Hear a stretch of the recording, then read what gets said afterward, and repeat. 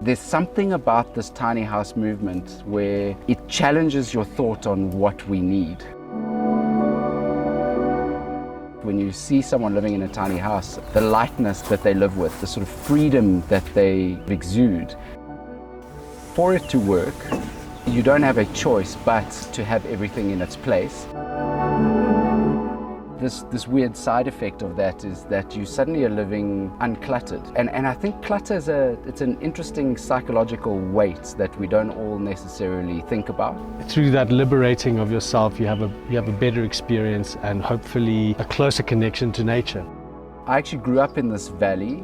My folks had a place across the way. And this particular area's agricultural holdings, it's so nature-filled and there's so much indigenous vegetation. I think this is going to sound extremely hippie, but you need to sort of listen to the land. That's the other thing with tiny houses, is they offer an opportunity, if you design them well, to blur that line between inside and out.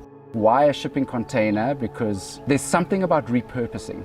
There's something about giving something that was end of life a new lease of life. And so every component can technically be dismantled, and no one piece is longer than the available space inside the container, so that you could, if you want to move it, literally turn this back into a container. This deck actually folds up, the sort of pergola folds down, and again that can then get closed inside the doors and put it on the back of a truck, and then on the back of a train, and then on the back of a ship. The idea of being mobile puts you in a unique position that you can move your tiny home, or you can place it in exactly the spot you want. There's something about the mobility of it which gives you the options. I've always said and believe that if you have options, you're living a very privileged life.